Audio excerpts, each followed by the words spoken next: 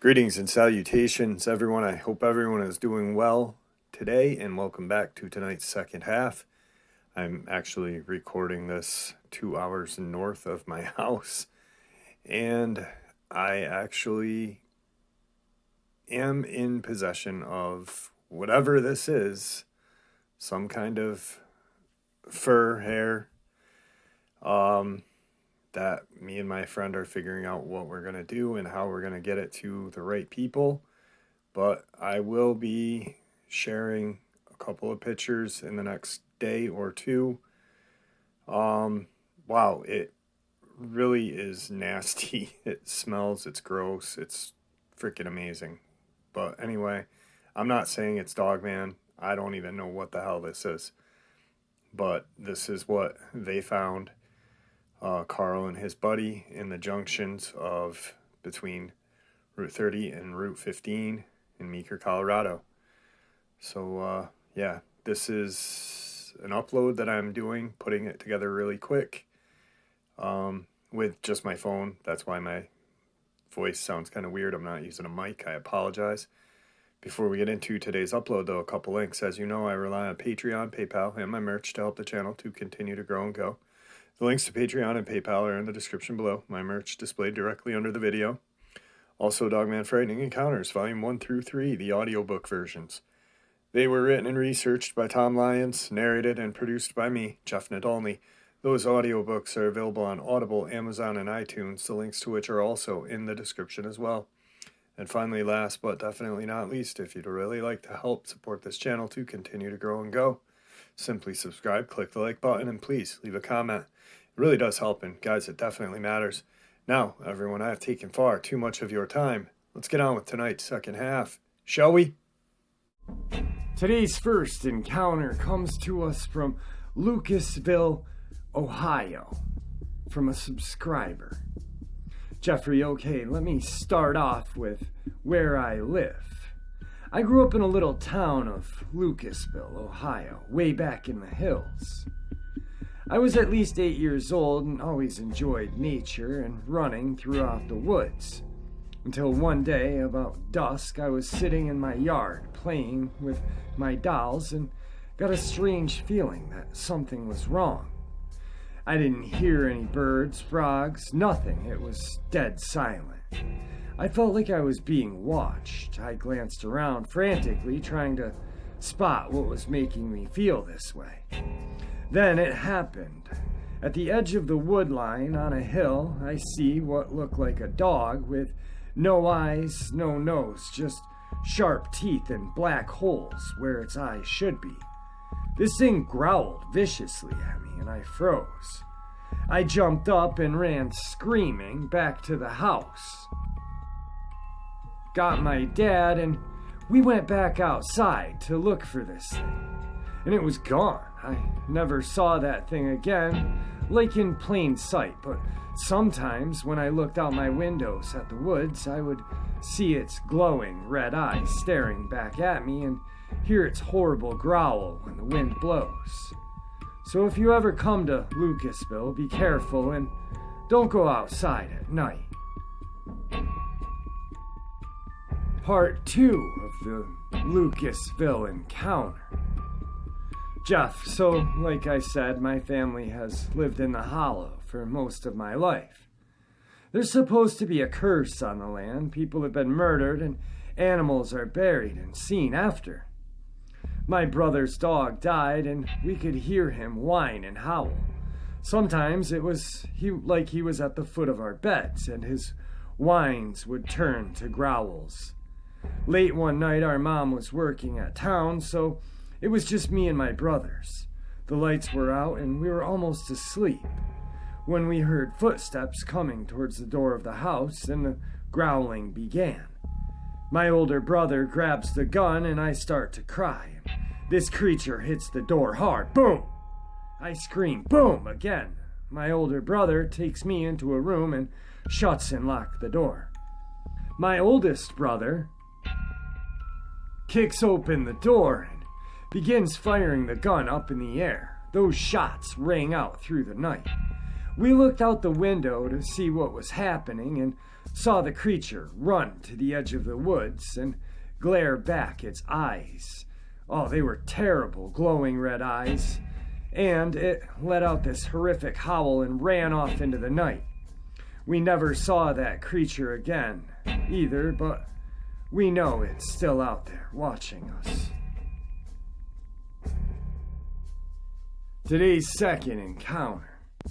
Now, I still don't know if what I saw was real there, but I don't know, maybe I'm just not remembering correctly. But here's what I remember. I'd gotten into an argument with my mother over God knows what and left the house. I walked out of the garage and onto the driveway. The layout of the house was such that the garage kind of stuck past the house, and to the side of it was an empty lot. Behind that was my backyard. My bike was laying further out onto the driveway, and as I went to retrieve it, I heard this noise behind me. What that noise was, I really don't remember. I just know something caused me to turn around. What I saw looked like a wolf, but it stood at least 7 feet tall. See, I was 5'1" at the time, and this thing was at least 2 feet taller than me. It was covered in a dull, black, grayish fur everywhere except for its stomach, which was hairless and light pink colored. It had its hands on the wall as it was kind of leaning over the wall from the side looking at me. It moved its head closer, and I believe it spoke, but I can't be sure as it didn't say anything I could understand. As quickly as it came, it was gone. It turned, jumped over my fence, which had to be close to 5.5 feet tall, and was gone. My neighborhood was 2 circular cul-de-sacs, and I lived in the interior one. The other one surrounded mine, had woods surrounding that, except for the left side, which was a cornfield. Now I know this sounds like BS, and I literally can't prove that it happened to anyone or even to myself. I just wanted to know if anyone else had anything similar like this happen. I think about it to this day, trying to explain it to myself or even understand if it really happened or I somehow imagined it so vividly. Today's third encounter comes to us from the United Kingdom.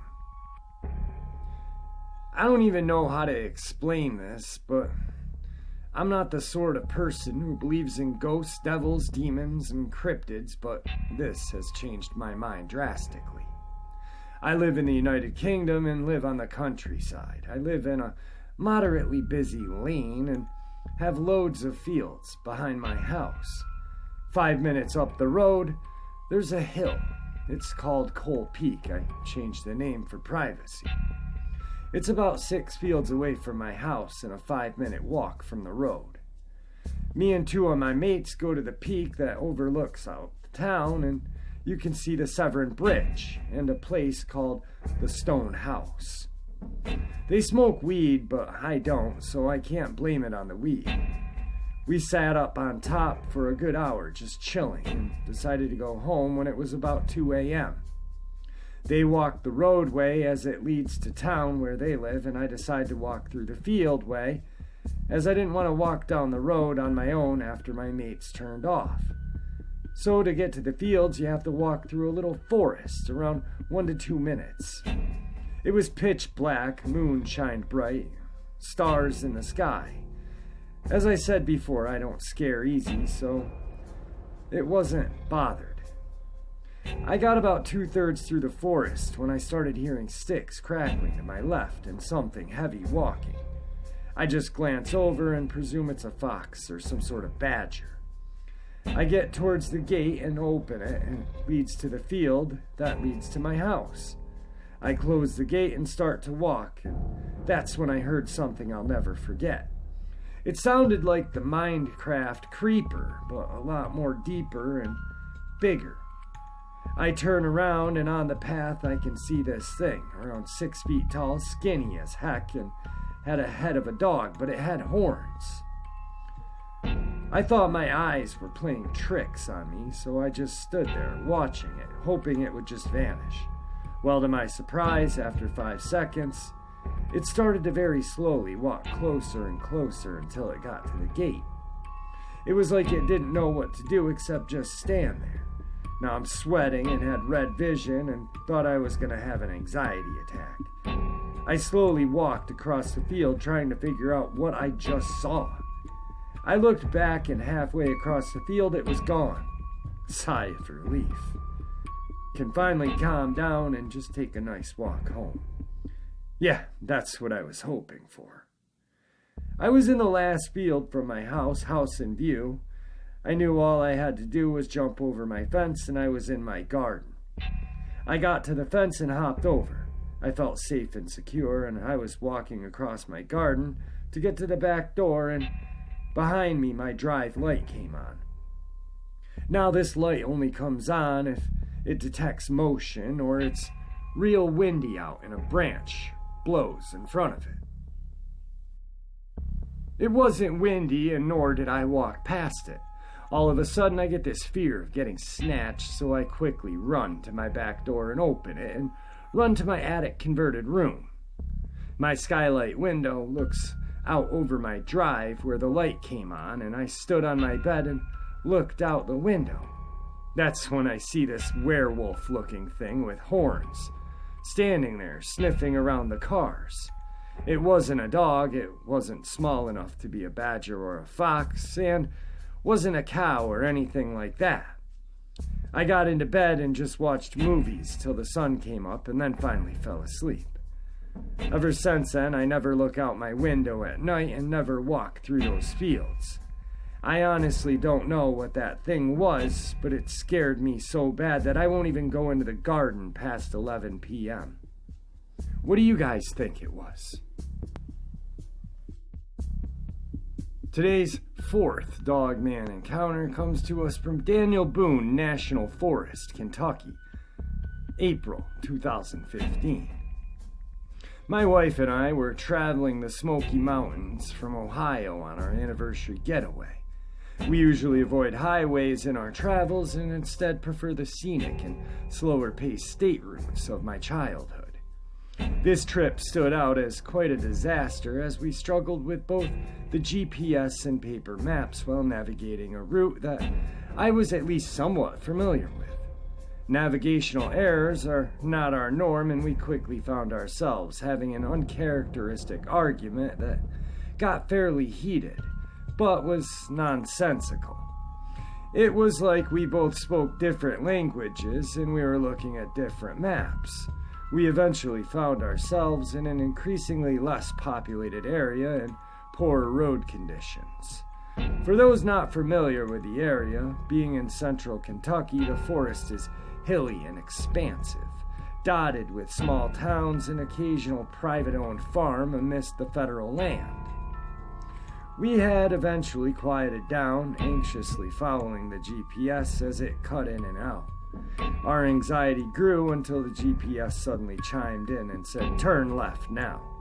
I responded by reluctantly starting to turn when my wife suggested it must be a shortcut we were unaware of. Upon completing the turn, I slowed, seeing that the road took a sudden drop in quality. Potholes large enough to get a tire stuck in. Overgrown scrub growth on the edges of the ominous gnarled vines hanging down. The hair on my neck stood up and still does right now as I recall this. Bringing the car to a stop, I ask my wife, "Are you sure about this?" As I look towards her, "No, we need to turn around it," she starts to say but is cut off, almost frozen, staring at her phone.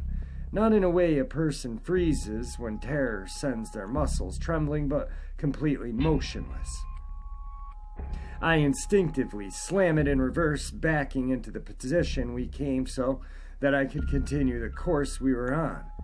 As we reached the end of our reverse turn, I slammed it into drive, but went nowhere as the rear of the early 2000 Lincoln was lifted off the ground. Before I can process what's happening, something charged from the woods to our right. At first, it was like a large red blob that moved with the speed and grace that seemed unnatural to its grotesque nature. As it closed the gap, it was clear that it was running on all fours, but only partly, so its forward movement agile, but uneven as it irregularly used its arms with this oddly bent hind legs. It was almost like its limbs were growing as it eventually came to stand on its hind legs and place its hands on the glass. Up close, I could see what I thought was fur, seemed more like strands of rotten flesh that grew as thick as Shaggy a dog and smelled overwhelmingly like rotten fish and moss. Its hands looked nearly human if it wasn't for the rotten fur and long claws. The face sticks with me as much as the smell, being somewhat shaped like a human that had its face twisted and pulled forward in a vague canine shape with large pointed ears toward the top of its head. Inside its snarling mouth were long, narrow teeth that looked almost too large to close. But its eyes were the worst part, bloodshot and yellow. They leered at my wife with a hunger, a kind of hunger that promises unspeakable things. When you're in a flight or fight situation, you usually get that distinct moment of clarity where you make a choice, even if it's the one you're ashamed of. In that moment, I felt like a small dog defending my mate from a rabid wolf. I stomped on the gas pedal and bellowed hard, "Go now!" and a series of loud noises that sounded more like barks than human noises. It jolted suddenly and the rear of the car drops, leading to a loud peel out. It kept pace with us, scratching at the car and banging on it the whole way till we broke 45 miles an hour, driving wildly through the winding country until we saw the lights of a town in the distance. We parked in a well-lit parking lot in the center of town next to a gas station. We busied ourselves as we inspected the car, reluctantly sharing what we thought we saw. She was in tears and sobbing about feeling pressure in her head and that felt like she was conscious but paralyzed. Looking under the trunk, I spotted a cracked strut and a lump of rotten flesh dangling from the frame member. The smell was still overpowering and sent us into a tear-felt hug as we stared at this piece of filthy creature and realized it was likely that it was two of them. The one in the window and the one that lifted the rear axle off the ground. Thoroughly shaken, we sat in the car facing opposite directions and discreetly unpacked our handguns and hid them under our blankets. We waited until 9 or so before setting back off towards our destination via the highway. I live in Illinois, and I've posted about other haunted locations before, such as Bachelor Grove Cemetery, and one of my friends and I were discussing an experience we had in the woods and were looking for some answers.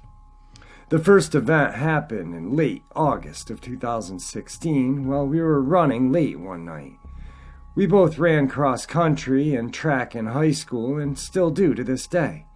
My friend worked a job that wouldn't get out sometimes until 10 or 11 at night, so we would typically go running very late at night. This had been happening for a couple of years at that point, so we knew our path very well. On the local running path, down 2.5 blocks into the woods that butts up against a large creek. At some points on the path in the woods, you can see houses and a park, but other times it starts to get a bit more secluded. We aren't talking like the wilderness here, though. There is wildlife in the area, mostly raccoons, skunks, too many close calls there, and random beaver and an occasional deer. Over the years, we have seen more and more coyotes around the streets, but never in the woods. Given our location, there isn't a local bear or wolf population. this is a critical detail to the story. We meet to go running one night around 11:15, 11:30. I am not entirely sure of the exact time, but it was fairly late, and thunderstorms were on their way according to the weather app. For this reason, both of us left our phones in the car. The one time we have, and we've regretted it ever since, and decided to run pretty fast to make it back before the storm. In the woods, it's mostly a wood chip trail until it gets 200 meters from our turnaround spot, a water pumping station, as our town has had flooding problems recently, where it then turns to asphalt. We run to the turnaround spot and start running back, as this was about a quarter of a mile from the wood chips to turnaround and back. I would estimate it takes about 2 to 3 minutes, given the slight stop at our turnaround spot. On our way back, we noticed what can only be described to this day as an upside-down trash can with a fuzzy, blurred outline in the middle of the path, right before it transitions into wood chips. If I had to guess, I would say about 3 to 4 feet tall, perhaps on the shorter side. Again, I need to stress that this was only 2 to 3 minutes after we had just passed this area and come back to the same exact spot. This thing had appeared in that short of time. We stopped running, as this was a rather peculiar and not there when we ran by it first, but continued walking closer. We thought maybe someone moved something in front of us as a prank, as the only people that frequent the woods other than us are, at that time, teenagers smoking and drinking. But they're loud and can be heard from very far away. This thing was dead silent, and we had continued to get closer until we were about 50 feet away, and it started to move. When I say move, it was standing still, but as it was swaying part of its body completely left and then completely right. We had seen a red glare on either side when it turned its head, like a lit end of a cigarette when someone inhales. Not a very bright glow, but enough to be seen in the pitch black, as there are no lights in this area. Talking between us, we began to become very uneasy, as this was unlike any person-animal behavior we had ever seen. This thing made no sound, and we were worried it was some dangerous animal, so we started backing up slowly and made a run for it. It didn't follow us, but stayed in place, moving in the same manner. We ran as fast as we could back to my car and drove approximately 20 to 30 minutes later, as the storm started to come in. No rain, just lightning. Looking around, we found no trace of whatever, no broken branches in the woods, no footprints, nothing that would lead you to believe that a large creature in the woods visited us. Neither of us could explain it, and after failing to find an observation, we tucked it away. Fast forward to the end of December of that year. We were on another run, one of our first at night since that incident, and when we got to the pumping station, we found a disturbing sight. We discovered what appeared to be a dead deer leg lodged in a chain-link fence, pretty much completely picked clean with the exception of some skin and hair and the hoof at the bottom. The whole thing was pretty intact from thigh to hoof. Shortly after, I decided to bring a different friend to these woods who has the ability to see spirits. I have mentioned him on this board here before. That is the whole other story. To see if he could discover anything. As we walked by the spot, we saw the trash can. He was startled and focused towards the woods. I asked him what he saw without me telling him any other information prior to our arrival, besides having some sort of experiences here, described a cloaked figure around the same height as what I saw, with beady red eyes staring at us. He said once it noticed that he could see it, it ran away quickly into the woods. In the weeks after, my running friend was back out on the trail, only to discover multiple other bones that we believed to be missing parts to the dead deer. He discovered a spinal column with the rib ends just lying in the grass next to the pavement by the woods. He carefully moved it to be with the other deer leg to keep track of them all in one place. 3 days later, in the same exact spot, he discovered what appeared to be the neck vertebrae, and then a few days after that, in the same exact spot, he discovered another bone, one which we don't know what part of body it came from. Here are some photos of these bones. These links to the photos will be in the description below. At first, we were thinking wild animal when we experienced this creature, but these other occurrences lead us to believe something paranormal is happening in these woods. Does anyone have any explanation for what may be happening? I can't find an answer, and I'm desperate for any info whatsoever. All right, guys, I want to thank you for all your support. I hope you enjoyed tonight's second half as much as I enjoyed sharing it with you.